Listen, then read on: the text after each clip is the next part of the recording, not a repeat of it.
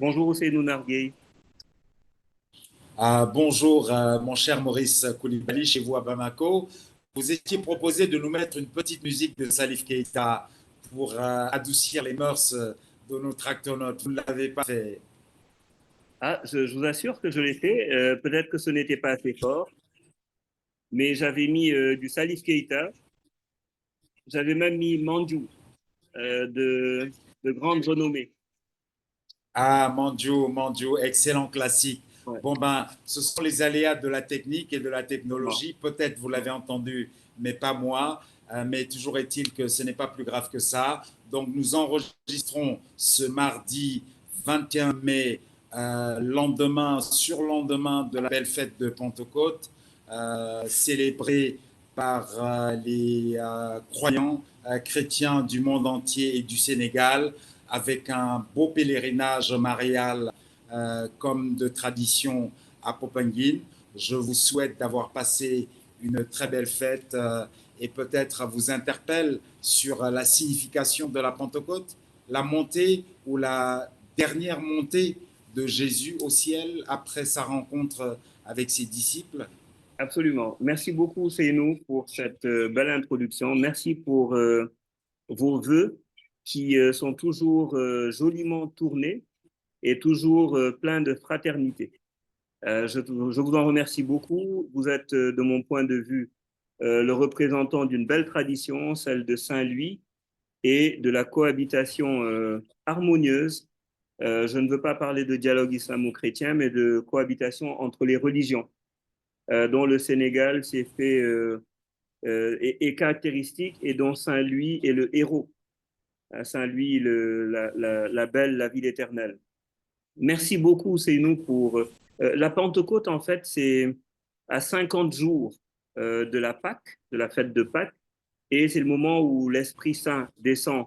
En fait, les disciples se sont cachés un peu pendant, cachés, en tout cas se sont retirés pendant quelques jours du monde, et ils habitaient entre eux, et l'Esprit Saint descend sur eux, et là, ils brûlent du feu de l'Esprit Saint, un zèle nouveau les habite et ils commencent leur évangélisation. Voilà, c'est un peu ça, c'est un peu une mise en mission des disciples et un envoi vers le monde. Allez dire au monde ce que le Christ vous a appris. Voilà, c'est un peu ça le sens de cette cérémonie. Je vous remercie de me donner l'occasion d'en reparler. Magnifique. Magnifique. Avec Saint-Pierre, donc, qui est la pierre sur laquelle l'Église a été bâtie. En tout cas, nous nous félicitons à chaque fois de ces belles images de cohabitation fraternelle et de coexistence symbiotique entre les religions révélées que nous avons au Sénégal et leurs représentants que sont les différents clergés, si je peux parler de clergé pour l'islam comme pour le catholicisme et le protestantisme. Donc, en tout cas, nous attaquons en tant qu'éditorialiste habituel de Tract nos trois sujets de cette semaine. Nous serons au Sénégal, bien sûr. Nous irons vers la frontière Bénin-Niger et nous parlerons également de la scène politique ivoirienne. Attaquons peut-être tout de suite avec le sujet Sénégal. Alors au Sénégal, hier, l'activiste, entre guillemets, Badiaraté, qui pour moi est un trublion qui sévit sur un média confidentiel, s'est fait alpaguer par la DIC pour atteinte au Premier ministre, offense au Premier ministre. Je ne sais pas si cette disposition légale existe dans les lois sénégalaises, mais toujours est-il que c'est peut-être un retour de bâton contre Pastef qui a porté haut la contestation et même l'insulte envers l'institution présidentielle quand ils étaient dans l'opposition. Maintenant, ils sont aux affaires et c'est à leur tour d'être confrontés à des propos un peu rugueux. L'autre actualité, c'est peut-être la fournée de 50 nominations mercredi dernier en Conseil des ministres, aussi bien aux directions générales des sociétés publiques et agences publiques que de plusieurs secrétariats généraux de ministères. Mais ce dont nous voulons parler, ce sur quoi je voulais avoir votre avis toujours très pénétrant, c'est cette sorte de diplomatie duale, double, dédoublée, que nous observons entre les deux têtes de l'exécutif que sont le président Bassirou Diomaye Faye et son premier ministre du GOS, Ousmane Sonko. C'est ça, merci beaucoup. Alors, comme je suis très critique en règle générale des autorités actuelles, je vais commencer par un satisfecit et féliciter le président Bassirou Diomaye Faye qui a fait quelque chose d'historique en se rendant à Popenguine la veille de la Pentecôte et en y rencontrant nos autorités religieuses. Il instaure une très belle tradition qui n'était pas de mise, hein, qui n'était pas courante, c'est celle d'aller voir les autorités catholiques et leur montrer finalement qu'en dépit du fait que nous sommes une minorité, la minorité n'a pas de sens en République. Ce qui a du sens en République, c'est la dignité. Et il nous offre une nouvelle dignité, il inaugure une nouvelle relation et on était un peu inquiets. Donc je le remercie d'avoir fait cette démarche-là de respect et de respect d'abord des catholiques, mais aussi de considération de ces citoyens qui font partie d'une minorité. Ceci étant dit, vous vous rappelez, cher Ousseynou, la question de la diplomatie duale entre Bassirou Diomaye Faye qui semble s'inscrire dans une tradition diplomatique multiséculaire, alors peut-être pas encore séculaire, mais en tout cas de plusieurs dizaines d'années, une tradition bien établie. C'est la diplomatie des cercles concentriques qui a été théorisée par le président Léopold Sédar Senghor et qui disait d'abord qu'il fallait avoir une diplomatie avec ses voisins, ensuite à l'échelle régionale, à l'échelle sous-régionale d'abord, puis à l'échelle internationale. Et je pense que cette théorie-là des cercles concentriques, c'est elle qu'on voit en œuvre actuellement avec le président Bassirou Diomaye Faye qui a commencé par la Mauritanie, la Gambie, qui n'est pas encore allé chez ses voisins les plus proches, Mali, Burkina et Niger, mais on y reviendra puisque je pense que c'était un peu ça quand vous me lancez sur la question, c'est parce qu'on annonce aussi que Ousmane Sonko devrait se rendre dans les pays de l'AES, qui sont aussi nos voisins, mais qui ont la particularité d'être dans des transitions en ce moment. Et donc, il n'est pas encore allé les voir. Est-ce que c'est en raison de la transition qu'ils vivent dans ces États-là? Est-ce que c'est en raison du fait que... alors, je ne veux pas rentrer parce que je suis moi-même citoyen d'un de ces pays, donc je préfère ne pas commenter cette partie-là, mais je me rends bien compte que Ousmane Sonko, en annonçant en fait cette seconde visite-là, essaie de travailler sur deux leviers. Et le duo, le tandem, essaie de travailler sur deux duos, sur deux niveaux. Premier niveau, c'est traditionnel. Et deuxième niveau, pour la consommation des panafricanistes et de la diaspora. Essayer d'inaugurer une relation en disant, finalement, nous sommes le représentant d'une nouvelle vision de l'Afrique.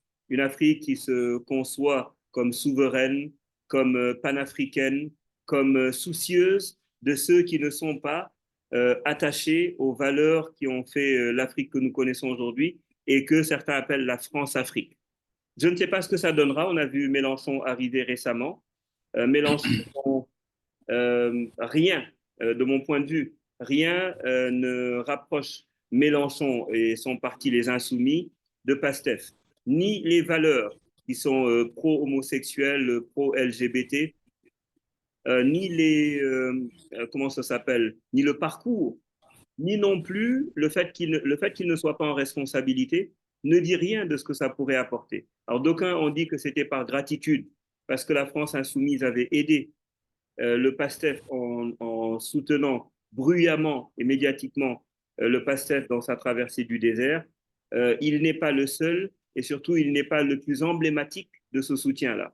Donc est-ce qu'il n'y a pas quelque chose comme de la, comment on va dire ça, je ne veux pas le dire parce que je trouve que c'est un peu, c'est pas très joli, mais est-ce que ce n'est pas parce que finalement ce sont des Français qu'on les invite? Et donc, est-ce qu'il n'y a pas une perpétuation de la France-Afrique à l'envers? Voilà ce que je voulais. Diriez-vous, cher Maurice, que le Premier ministre Sonko marche sur les plates-bandes du président de la République? Oui, à n'en pas douter. Et je trouve que son attitude est pour le moins critiquable.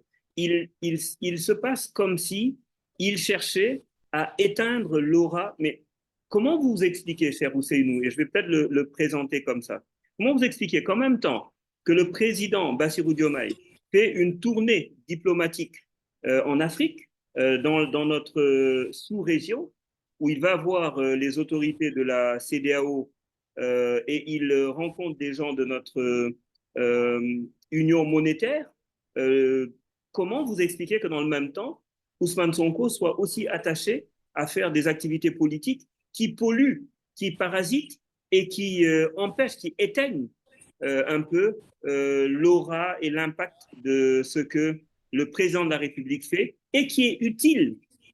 Il fait du bruit avec des choses qui le sont moins et il nous a installés dans une polémique dont on n'avait pas besoin sur la question de la criminalisation de l'homosexualité que je réprouve. Attention, je réprouve cette idée de criminaliser l'homosexualité. Je trouve que c'est totalement stupide et que de toute façon, ça ne nous fait pas avancer.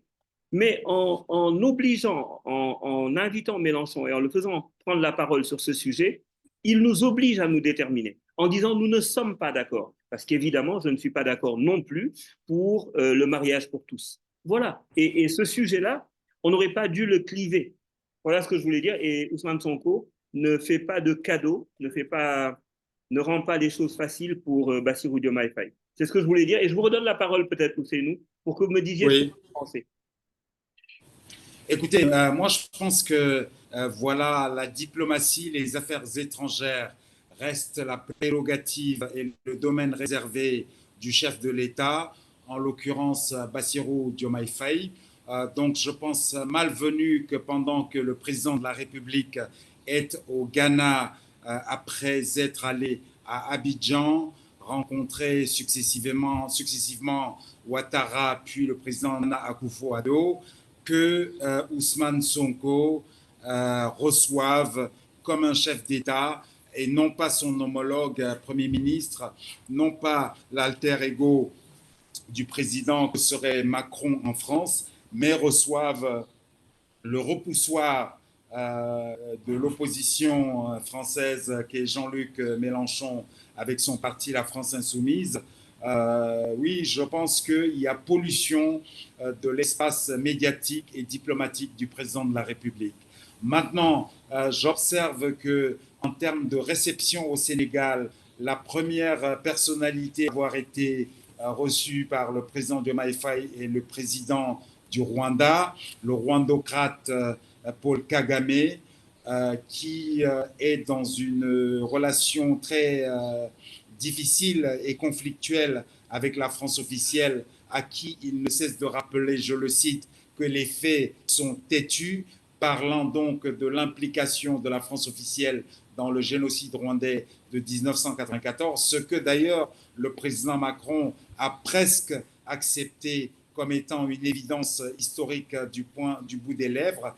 Je constate aussi que c'est, à part Kagame reçu par Diomaye, c'est Macron reçu par Ousmane Sonko. Donc je pense qu'il y a là un message subliminal ou voulu que le nouveau régime sénégalais souhaite envoyer à Paris pour lui dire que les relations ne sont plus les mêmes. Je trouve scandaleux, même si dans le fond c'est plutôt bien, que ce soit le Premier ministre Sonko qui dise qu'à moyen terme, en tout cas, nous ne voulons plus des bases étrangères au Sénégal. Et à base étrangère au Sénégal, je pense qu'il n'y a, sauf si je me trompe, que la base militaire française encore existante au Sénégal. Je ne suis pas sûr qu'il y ait une base américaine, mais vous me confirmerez cela ou l'infirmerez. Donc voilà, je crois que d'un point de vue de diplomatie, sur la forme, il y a un problème, celui que le Premier ministre Ousmane Sonko marche sur les plates-bandes du président Diomaye, dont ce devrait être le domaine réservé, et sur le fond, il y a peut-être quand même une convergence dans le sens d'un panafricanisme de gauche, quelque part anti-impérialiste, pour autant que l'ancienne colonie, colonisateur qu'est la France, soit toujours impérialiste vis-à-vis du Sénégal et de l'Afrique subsaharienne. Donc je pense quand même que là, il y a une unité d'action et une unité quelque part de déploiement entre le Premier ministre Sonko, qui s'en va d'ailleurs prochainement visiter les pays de l'Alliance des États du Sahel, qui vient de franchir le pas pour devenir une confédération. Après, pour en revenir à la visite de Mélenchon, je suis comme vous pour la tolérance et même l'acceptation du phénomène des gordigènes, des homosexuels. Il n'y a pas que des homosexuels gordigènes, les femmes également peuvent être homosexuelles. Je pense qu'il faut une acceptation de cela dans notre société sénégalaise comme d'un phénomène périphérique, peut-être un peu folklorique, mais avec lequel on a vécu en bonne intelligence et même quelque part en complicité un peu souriante jusque dans les décennies 80-90. Donc je crois que c'est un recul phénoménal et très déplorable qu'aujourd'hui on en appelle à la mise à mort des homosexuels et à l'exhumation des cadavres de présumés homosexuels dans les cimetières sénégalais. C'est totalement révoltant. Maintenant, je comprends que pour ne pas en arriver au trouble à l'ordre public, naturellement, le pays que nous sommes n'accepte pas et n'acceptera pas le mariage pour les homosexuels ou encore l'adoption d'enfants par les homosexuels. Mais je pense qu'il faut vivre et les laisser vivre. La seule chose que je retiens du refus au nom du Sénégal, du Premier ministre Ousmane Sonko, de la légalisation des homosexuels au Sénégal, c'est que dans le même temps quand même, il est honnête dans le sens qu'il accepte que ce n'est pas la France, ce ne sont pas les Toubabs qui ont importé ce phénomène-là au Sénégal. C'est quelque chose qui a toujours existé dans la société sénégalaise. Et quand dans une société, il y a un nom pour désigner quelque chose, un phénomène, cela veut clairement dire que ce phénomène-là a existé de tout temps dans la société en question. Donc, je voudrais, et j'en termine par là, qu'on en reste au statu quo. Il y a déjà des lois qui pénalisent, entre guillemets, suffisamment ce qu'on appelle les relations contre nature dans notre dispositif légal, juridique. On ne parle pas d'homosexualité, on parle de relations contre nature. Il y a des lois qui les condamnent. Donc, je pense que c'est suffisamment dur comme cela, mais laissons une fois de plus les homosexuels vivre leur petite vie, pour autant qu'ils ne s'affichent pas de manière scandaleuse dans l'espace public et ne demandent pas à ce qu'on légalise leur union par les liens du mariage, le mariage qui doit unir, à mon sens, je pense, et comme la majorité des Sénégalais le pensent, un homme est une femme pour donner naissance à des enfants nés de manière biologique et naturelle. Voilà ce que je voulais dire sur cette question-là. Et je pense aussi que l'Occident, en tout cas les pays qui reconnaissent, qui dépénalisent l'homosexualité et vont jusqu'à reconnaître le mariage pour les homosexuels, ce qu'ils peuvent, ce n'est pas imposer au Sénégal de le faire, mais c'est peut-être de recevoir dans leur pays les Sénégalais qui voudront vivre cette vie-là de manière affichée et ostensible, même si le fait, on le voit dans ces pays occidentaux-là ou en Afrique, dans un pays comme l'Afrique du Sud qui reconnaît le mariage pour les homosexuels, le fait de légiférer dans le sens d'accepter ce mode de vie-là ne met pas fin au comportement, j'allais dire, anti-homosexuel et à la violence anti-homosexuelle, y compris dans ces sociétés occidentales. Voilà, mon cher Maurice, ce que je voulais dire sur ce sujet-là. Pour en revenir au fond de la question, espérer en tout cas qu'on ne va pas vers un dédoublement qui va finir par une opposition frontale entre les deux têtes de l'exécutif que sont le Premier ministre et le président de la République. Parce que, comme dit Wolof Ndiaye, ñaari kuy du nekk ci benn mbalka, on ne peut pas avoir deux béliers dans un seul et même enclos, parce que le résultat auquel on arriverait assez rapidement, c'est que les deux béliers en question se donnent des coups de corne. On a beaucoup d'exemples sénégalais et africains qui nous montrent que la dualité au niveau de l'exécutif est une mauvaise chose. Léopold Senghor, Mamadou Dia, mais également Abdoulaye Wade, Idrissa Seck, mais également en dehors du Sénégal, les deux amis, les frères de sang qui étaient Thomas Sankara et Blaise Compaoré. On sait tous comment tout cela a fini. Pouvons-nous passer à notre deuxième sujet, qui est un sujet africain, si vous le voulez bien, mon cher Maurice? Avec plaisir, avec plaisir. Et le sujet, c'est les relations qui se tendent entre le Niger et le Bénin depuis 2023. Alors, vous avez sûrement suivi cette dégradation des relations, notamment avec le président Patrice Talon qui a pris la parole récemment pour réaffirmer que le Niger était un pays ami, un pays frère, et que c'est eux qui eux ont réouvert, donc le Bénin a réouvert la frontière avec le Niger, et le Niger n'a pas réouvert de son côté. Ce n'aurait pas été un problème. Oui, allez-y. Allez-y. Non, non, rassurez-moi, nous sommes bien en enregistrement. Oui, complètement, oui, oui, tout à fait. Nous enregistrons. D'accord. Non, non, finissez votre question, oui. Non, je disais en fait donc Alors, vous m'avez fait avoir un gros doute. Attendez. Oui, oui, je confirme que nous sommes bien en enregistrement. Ok.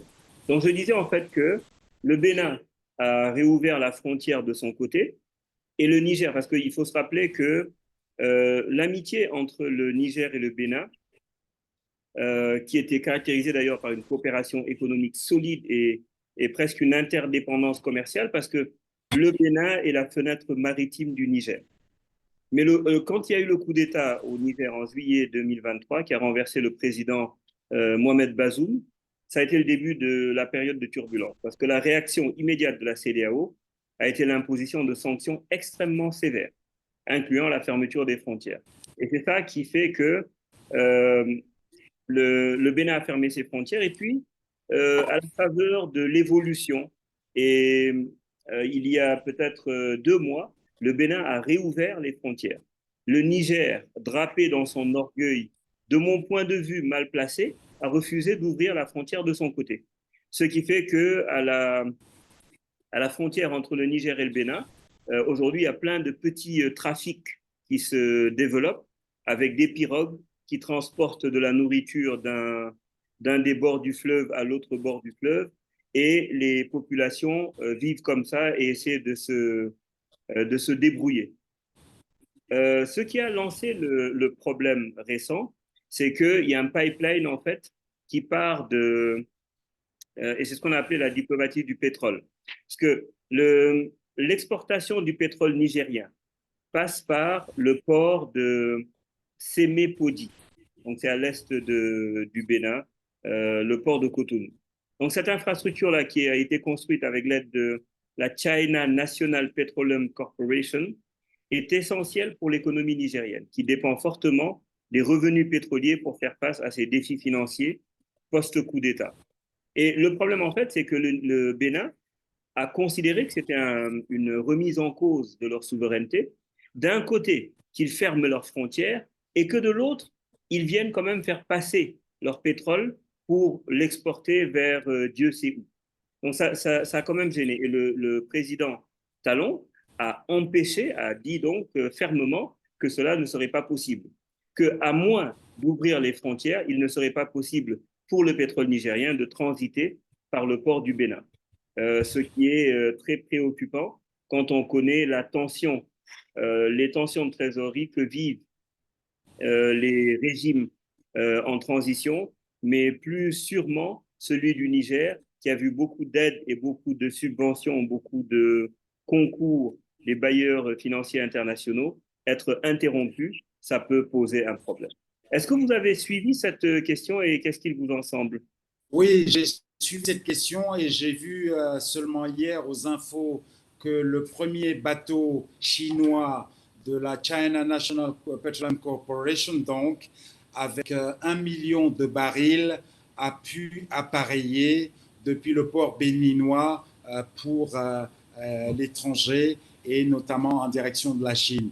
Donc, dans les faits, ça finit plus ou moins bien, mais je pense qu'on a effectivement assisté à un schmilblick diplomatique qui est vraiment à la limite risible s'il n'avait pas autant de conséquences dramatiques pour les deux pays et les deux populations, parce que, et vous avez utilisé le mot, c'est une question d'orgueil mal placé du Niger et de son régime putschiste qui a amené à cette, j'allais dire, opposition de fond, de forme et de style. Parce que effectivement, la CEDEAO en juillet 2023 a imposé des mesures très sévères au Niger après le putsch du général Tiani et avec ce qu'il faut bien appeler, et on en a parlé la semaine dernière ou celle d'avant, la prise en otage du président Bazoum de son épouse au sein du palais présidentiel, ce qui sont quand même, excusez-moi du terme, des manières de voyous, parce que pour autant qu'ils pensent être le pouvoir légitime aujourd'hui au Niger, les autorités militaires putschistes devraient laisser le président ou ex-président Bazoum, même en l'absence d'une signature de démission, aller à l'extérieur du palais présidentiel, peut-être en résidence surveillée à Niamey, ou le laisser même sortir du pays. Je pense que c'est ce qui serait normal pour un régime, en tout cas, qui serait à l'aise dans ses bottes. Mais ce n'est pas le cas avec ce régime-là qui, avec des réactions épidermiques, me semble plutôt faire état de quelque part sa faiblesse structurelle au plan diplomatique. Le Niger a fait partir l'ambassade de France. Le Niger a convenu pour, me semble-t-il, le mois de septembre avec les Américains que la base américaine qui se trouve à Agadez devra quitter le pays. Et nous voyons aussi qu'avec le Bénin, ils ont essayé d'être plus royalistes que le roi après que le Bénin, en début février, ait accepté, à la faveur de la levée des sanctions par la CEDEAO, de quelque part réouvrir sa frontière avec le Niger. Mais ne voilà-t-il pas que le Niger accuse le Bénin d'abriter, excusez du peu, une centaine de bases d'opposants et de terroristes qui veulent s'en prendre au régime de Niamey et décide donc, dans le même temps qu'ils ouvrent la frontière, la longue frontière avec le Nigeria, de maintenir fermée la frontière avec le Bénin. Alors, ils ne peuvent pas, c'est vrai, maintenant qu'ils sont un pays pétrolier depuis un peu plus d'un an, avec des recettes attendues de près de 10 000 milliards de francs CFA, ils ne peuvent pas, avec le pipeline qui quitte le Bénin, qui quitte le Niger vers le port béninois de Sémépoji, penser comme ça, faire passer comme lettre à la poste leur fuel, sans parler aux autorités béninoises. Et donc, je pense que le Bénin a eu raison d'exiger que les États se parlent pour que ce pétrole-là puisse être embarqué à partir du Bénin. Et ils y sont arrivés parce qu'en tout cas, la Chine, qui jouait le juge de paix en tant qu'intermédiaire en charge du transbordement de ce pétrole-là, a mis en place une mission étatique chinoise bien officielle pour parler à l'État du Bénin et leur dire, voilà, c'est nous, État de la Chine, qui, en coopération avec l'État du Niger, voulons exporter ce pétrole-là. Je sais aussi que le Bénin accuse quelque part le Togo du président Faure Gnassingbé de jeter de l'huile sur le feu, d'autant que Faure Gnassingbé a été le seul président de la CEDEAO à se rendre à Niamey, où il avait déjà obtenu l'exfiltration du fils du président Bazoum, qui était détenu en même temps que son président de père et sa dame de mère. Donc, le président Faure Gnassingbé a été aussi, comme on dit en anglais, instrumental dans la levée des sanctions contre le Niger. Mais je pense que nos États de la CEDEAO et de l'UEMOA, en dehors de la Côte d'Ivoire et du Nigeria, qui sont des mastodontes. Nous sommes des petits pays interdépendants. Et au-delà du cas du Niger, et j'en termine par là, les autres pays de la bande sahélo-sahélienne, de l'alliance des États du Sahel qui deviennent une confédération, le Burkina et le Mali, qui n'ont pas de frontières maritimes, ont, c'est vrai, un droit d'accès à la mer qui est garanti par les accords internationaux, mais encore faut-il qu'ils soient en bonne intelligence avec les États de la façade maritime par lequel ils veulent non seulement faire passer leurs exportations, mais également faire venir leurs importations. Voilà ce que je voulais dire sur ce pataquès diplomatique où je pense que le Bénin n'était pas dans en tout cas un fautif, mais que c'est surtout le Niger qui a voulu à la fois exporter son pétrole et jouer non pas de nationalisme, mais même de populisme en essayant de se faire passer auprès de sa population notamment comme quelqu'un qui pouvait imposer des dictates à la sous-région au nom de sa souveraineté internationale. Donc voilà sur ce sujet-là ce que je voulais en dire. Avez-vous encore un mot à ajouter sur notre sujet Bénin-Niger, qui n'est pas si bénin que ça, malin qui s'en dédie? Absolument, vous avez bien raison. Et moi, j'avais envie de dire que, avec Jean-Baptiste Placa de RFI, qui disait en fait que aujourd'hui, le véritable drame de ce continent, c'est que les États-Unis d'Afrique n'existent même plus en projet. Mais il va plus loin. Il dit à l'inverse des 50 États sans frontières des États-Unis, l'Afrique reste morcelée en 54 susceptibilités nationales, prêtes à s'embraser au nom de la fierté nationale. Et j'avais trouvé le mot particulièrement bien tourné et particulièrement précis dans la situation. Il s'agit de susceptibilité. Et j'espère que les dirigeants, parce qu'on le note quand même de plus en plus dans beaucoup de situations, l'ego des dirigeants est supérieur à l'intérêt national. Et discerner entre les deux, je crois que ça peut être une question de survie, une question prioritaire nationale. Il faut qu'ils arrivent à faire la différence. Voilà ce que je voulais dire sur ce sujet. Hmm, eh bien, à défaut de reconnaître du peps et de l'énergie à notre confrère Jean-Baptiste Placard, je lui reconnais au moins la profondeur et la pertinence de ses analyses.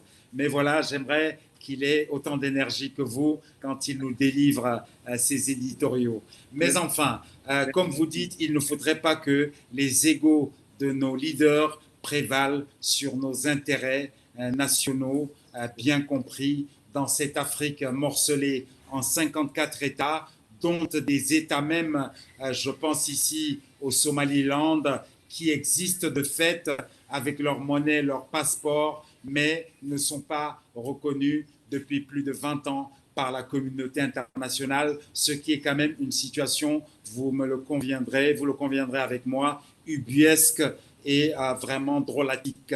Alors, drôlatique, allons sur les bords de la lagune des Briées, dans le premier pays, en termes économiques en tout cas, si ce n'est en termes de rayonnement, la Côte d'Ivoire, où la scène politique est en début d'ébullition, à un an maintenant de 2025, qui verra une élection présidentielle avec un président sortant, Alassane Ouattara, qui en est à son troisième mandat, dont on dit qu'il pourrait postuler à un quatrième mandat, effet ou cause de la candidature désormais déclarée de l'ancien président Laurent Gbagbo, qui lui-même a fait 2 mandats, dont un mandat cadeau, comme on dit en français de Côte d'Ivoire.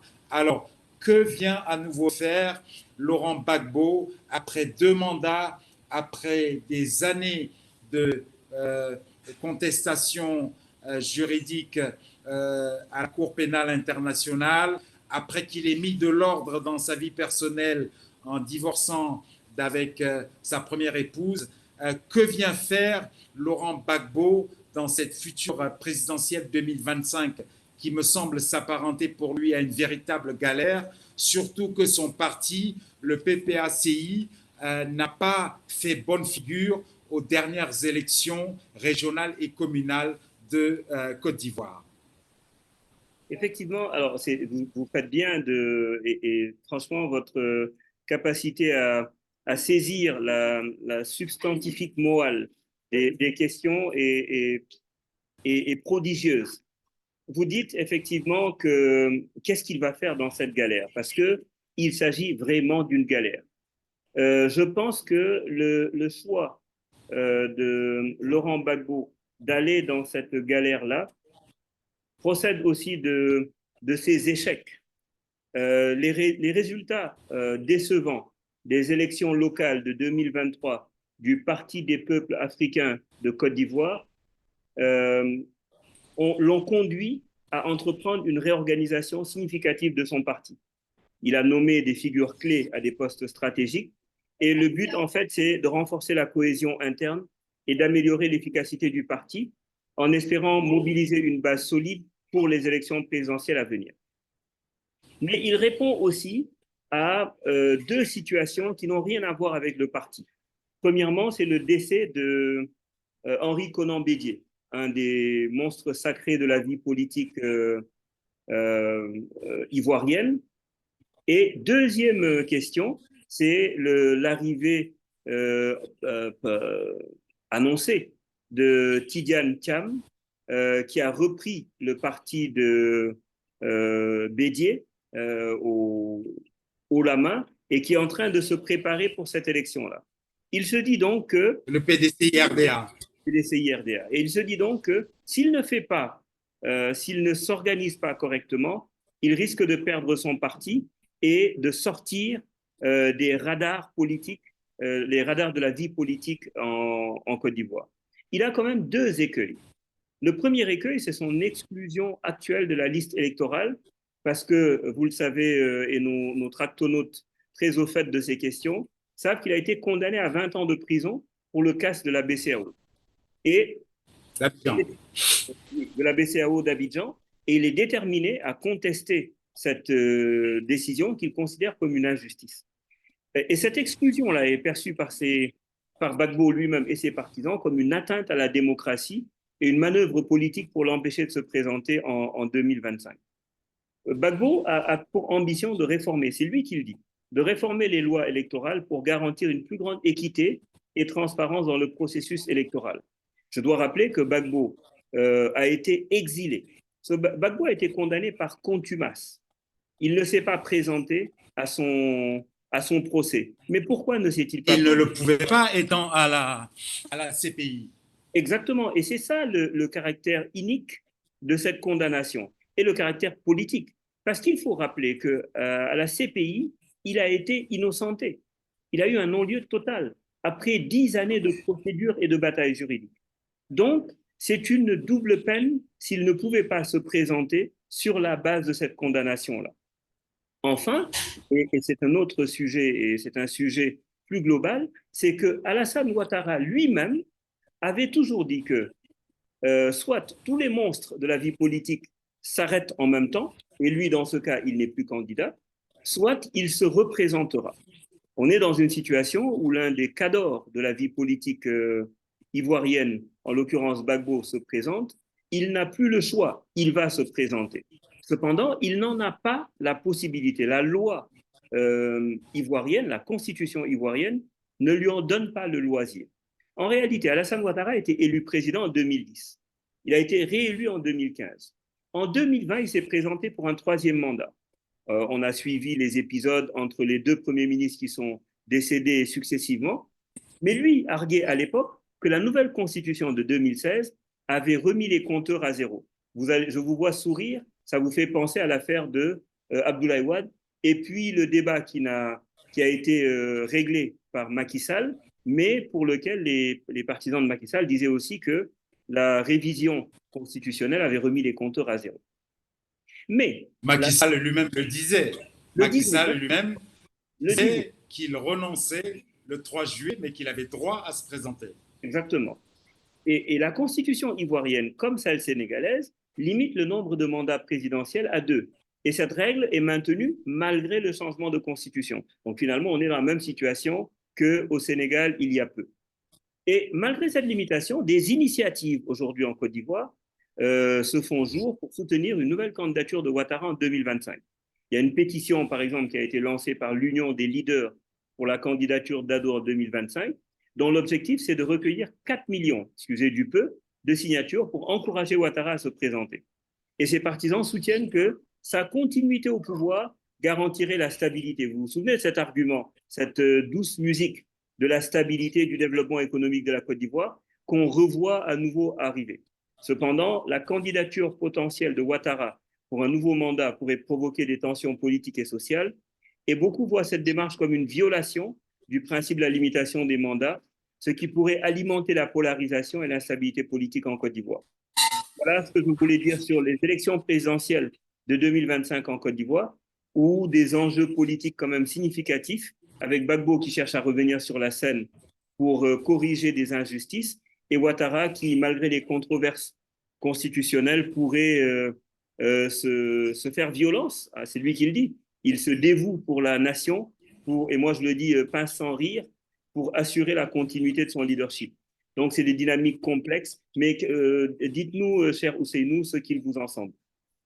Ah, je ne sais pas combien de minutes nous reste, mais écoutez, moi je pense que c'est très dommage que le pouvoir rende fou et le pouvoir absolu rende absolument fou, parce que quand même, c'est simplement totalement grotesque que toute cette classe d'âge qui a été président de la République pour chacun d'entre eux, une, deux fois, qui a passé 70 ans, 75 ans, 78 ans pour Alassane Ouattara aujourd'hui. Je pense vraiment que c'est très dommage pour la jeunesse africaine, ouest-africaine, subsaharienne. C'est très dommage pour nos pays que ces gens-là qui nous dirigent se sentent indispensables et croient que seule la grande faucheuse devrait les faire sortir de nos palais présidentiels les 4 pieds en avant. C'est déplorable, je le condamne fortement, je le conteste. Je pense également à d'autres exemples, puisqu'en 2025, il y a également une présidentielle au Cameroun où Paul Biya, né en 1933, c'est-à-dire âgé de 91 ans, envisage un 8e septennat. Voilà, c'est totalement démoralisant pour les jeunes que nous sommes, puisque face à ces nonagénaires, même à 52 ans, je suis obligé de continuer à me compter parmi la jeunesse de nos pays. Donc, je vois effectivement qu'on va vers une impasse, en tout cas politique, à défaut d'être constitutionnelle en Côte d'Ivoire, parce qu'il a beau être candidat, Laurent Gbagbo n'est pas de retour sur les listes électorales et n'est donc pas éligible. Je vois que l'ex-président Zuma à la présidence scandaleuse en Afrique du Sud vient d'être déclaré inéligible et d'être expulsé des listes électorales par la justice sud-africaine en Afrique du Sud. Donc, j'ose espérer que nos corps sociaux, le peuple, la pression populaire et peut-être aussi la prise de responsabilité des juges qui, comme chez vous au Mali, viennent d'interdire l'interdiction et la dissolution d'un parti politique, que tout ça concourra à nous éviter quand même de nous retrouver dans des situations politiques inextricables et qui nous mènent vraiment vers le chaos.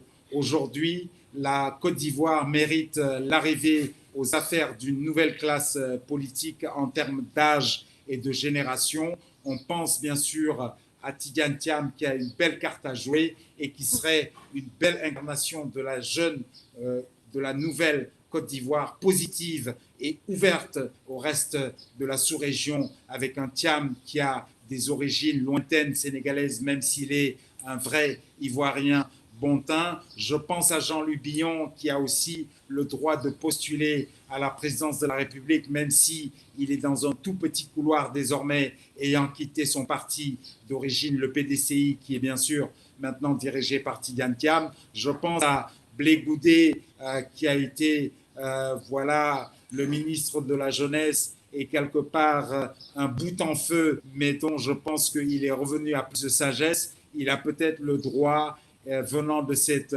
ancien leadership estudiantin, dont fait également partie quelqu'un d'autre pour qui j'ai quelques sympathies, c'est Guillaume Soro, même si mes contacts en Côte d'Ivoire essayent de me convaincre que Guillaume Soro serait l'incarnation de la voyoucratie au pouvoir, mais je pense en tout cas que cette génération-là, âgée de 50 ans, 60 ans, a le droit de prendre la relève et la responsabilité d'assurer la relève en Côte d'Ivoire, et que les trois monstres sacrés, dont l'un va être porté en terre, paix à son âme, Henri Konan Bédié, mais les deux autres que sont Alassane Ouattara et, comment dirais-je,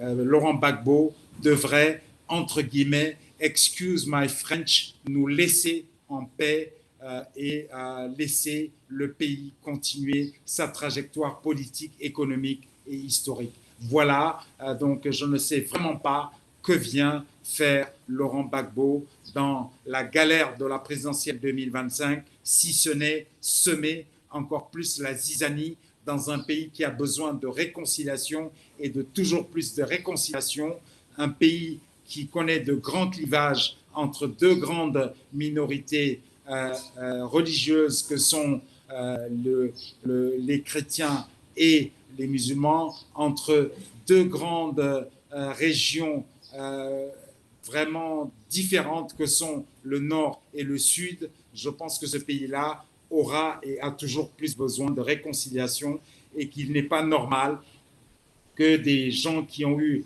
à en assumer les plus hautes responsabilités, Henri Konan Bédié, qui semblait obsédé par un retour à la présidence après le traumatisme du coup d'État dont il a été l'objet en 1999, avec un Ouattara qui se croit obligé de se dévouer et de donner son corps en sacrifice à la Côte d'Ivoire, et avec un Bédié qui refuse, enfin, je veux dire un Laurent Gbagbo qui refuse de se considérer comme ancien président de la Côte d'Ivoire et de s'en contenter. Voilà ce que je voulais dire, un peu longuement peut-être sur ce sujet, mais en tout cas, je vous remercie pour la qualité des sujets dont nous avons traité aujourd'hui, pour lesquels vous avez été un grand contributeur dans le choix de ces sujets-là.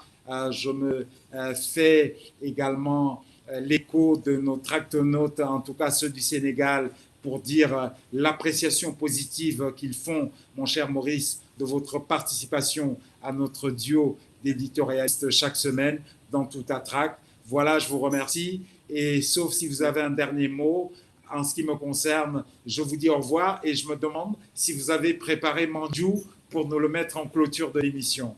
Tout à fait, c'est une très bonne question. Et oui, je l'ai encore sous la main, donc je le garde.